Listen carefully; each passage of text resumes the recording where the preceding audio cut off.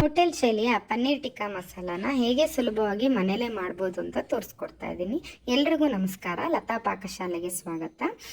ನಾನಿವತ್ತು ಪನ್ನೀರ್ ಟಿಕ್ಕಾ ಮಾಡೋದಕ್ಕೆ 100 ಗ್ರಾಮಷ್ಟು ಪನ್ನೀರನ್ನು ತಗೊತಾ ಇದ್ದೀನಿ.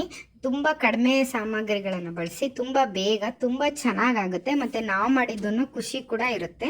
ಒಂದ್ಸತಿ ಈ ಥರ ಮಾಡಿ ತಿಂದು ನೋಡಿ, ತುಂಬ ಚೆನ್ನಾಗಿರುತ್ತೆ.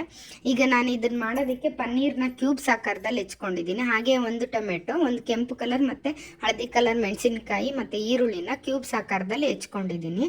ಮೊದಲು ಪನ್ನೀರ್ನ ಮ್ಯಾರಿನೇಟ್ ಮಾಡೋಕ್ಕೆ ಒಂದು ಬೌಲ್ಗೆ 2ರಿಂದ 3 ಚಮಚದಷ್ಟು ಮೊಸರು ಹಾಕ್ಕೊಂಡಿದ್ದೀನಿ.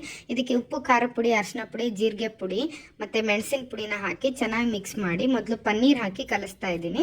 ಪನ್ನೀರ್ ಕಲಸಿದ ನಂತರ ನಾನು ಮಿಕ್ಕಿದ ಮೆಣಸಿನ್ಕಾಯಿ, ಟೊಮೆಟೊನ ಹಾಕಿ ಕಲಿಸ್ತಾ ಇದ್ದೀನಿ. ಇದೆಲ್ಲನೂ ಕಲಸಿದ ನಂತರ ಒಂದು 10ರಿಂದ 15 ನಿಮಿಷ ಇದನ್ನು ಹಾಗೆ ನೆನೆಯಕ್ಕೆ ಬಿಡ್ತಾ ಇದ್ದೀನಿ. ಮೊದಲು ಪನ್ನೀರ್ ಹಾಕ್ತಿರೋದು ಏನಕ್ಕೆ ಅಂದರೆ ಪನ್ನೀರ್ ಚೆನ್ನಾಗಿ ಸಾಫ್ಟಾಗಿರಬೇಕು ಅಂತ, ಅದಕ್ಕೋಸ್ಕರ ಮೊದಲು ಪನ್ನೀರ್ ಹಾಕ್ತಾ ಇದ್ದೀನಿ. ಯಾಕಂದರೆ ಮೊಸರು ಕ್ವಾಂಟಿಟಿ ಕಡಿಮೆ ತೊಗೊಂಡ್ರದ್ರಿಂದ ಜಾಸ್ತಿ ಮೊಸರು ಹಾಕ್ಕೊಂಡ್ರೆ ಸೋರೋಕ್ಕೆ ಶುರು ಆಗುತ್ತೆ. ಹಾಗಾಗಿ ಜಾಸ್ತಿ ಮೊಸರು ಹಾಕಬೇಡಿ. ಇದು ಮ್ಯಾರಿನೇಟ್ ಆದಮೇಲೆ ಸ್ವಲ್ಪ ಕೊತ್ತಂಬರಿ ಸೊಪ್ಪು ಹಾಕಿ ಕಲಿಸ್ಕೊತಾ ಇದ್ದೀನಿ. ಕೊತ್ತಂಬರಿ ಸೊಪ್ಪು ಹಾಕೋದು ಆಪ್ಷನಲ್ಲು, ನಿಮ್ಗೆ ಇಷ್ಟ ಇದ್ದರೆ ಹಾಕ್ಕೊಳ್ಳಿ, ಇಲ್ಲಾಂದರೆ ಏನು ಬೇಡ. ಈ ರೀತಿ ಟೂತ್ ಪಿಕ್ಕಿಗೆ ನಾನು ಪನ್ನೀರು, ಈರುಳ್ಳಿ, ಟೊಮೆಟೊನ ಏರಿಸ್ಕೊತಾ ಇದ್ದೀನಿ. ನಿಮಗೆ ಬೇಕಂದರೆ ಒಮ್ಮೆಲೆಗೆ 3 ಹಾಕ್ಕೊಳ್ಳಿ, ಇಲ್ಲಾಂದರೆ 4 ಬೇಕಿದ್ರೂ ಚುಚ್ಕೋಬೋದು. ಇವಾಗ ನಾನು 4 ಚುಚ್ಚಿಬಿಟ್ಟು ತೋರಿಸ್ತಾ ಇದ್ದೀನಿ. ಹಾಗೆ ಇದಾದಮೇಲೆ ಒಂದು ಹಳದಿ ಕಲರ್ ಮೆಣಸಿನ್ಕಾಯಿನೂ ಹಾಕ್ತಾ ಇದ್ದೀನಿ. ಈ ಥರ 2 ಪನ್ನೀರ್ ಬೇಕಿದ್ರೂ ಹಿಡಿಸುತ್ತೆ. ಈಗ ಈ ಥರ ಎಲ್ಲ ಚುಚ್ಕೊಂಡು ರೆಡಿ ಮಾಡಿ ಇಟ್ಕೊಳ್ಳಿ. ಒಲೆ ಮೇಲೆ ನಾನು ರೋಸ್ಟರ್ ಪ್ಯಾನ್ನ ಇಟ್ಟಿದ್ದೀನಿ. ಅದಕ್ಕೆ ಸ್ವಲ್ಪ ಎಣ್ಣೆ ಸವರಿ ಇಟ್ಟಿದ್ದೀನಿ ಬಿಸಿ ಆಗೋದಕ್ಕೆ. ಮೀಡಿಯಮ್ ಫ್ಲೇಮಲ್ಲೇ ಬೇಯಿಸ್ಕೊಳ್ಳಿ, ಹೈ ಫ್ಲೇಮ್ ಇಡೋಕ್ಕೆ ಹೋಗ್ಬೇಡಿ. ಈ ಥರ ಎಲ್ಲ ಚುಚ್ಕೊಂಡಿದ ನಂತರ ಒಮ್ಮೆಲೆಗೆ 4 ಇಟ್ಟು ನಿಧಾನಕ್ಕೆ ಬೇಯಿಸ್ಕೋಬೇಕು. ಜಾಸ್ತಿ ಇಡೋಕ್ಕೆ ಹೋಗ್ಬೇಡಿ, ಯಾಕಂದರೆ ಲೋ ಫ್ಲೇಮ್ ಇರೋದ್ರಿಂದ ಎಲ್ಲದಕ್ಕೂ ಉರಿ ತಾಕೋದಿಲ್ಲ. ಹಾಗಾಗಿ 4 ಇಟ್ಟು ನಿಧಾನಕ್ಕೆ ತಿರುಗಿಸ್ಕೊತ ಬೇಯಿಸ್ಕೊಳ್ಳಿ. ಹಾಗೆ ಮೇಲೆ ಸ್ವಲ್ಪ ಸ್ವಲ್ಪ ಎಣ್ಣೆನ ಹಚ್ಚಬೇಕು.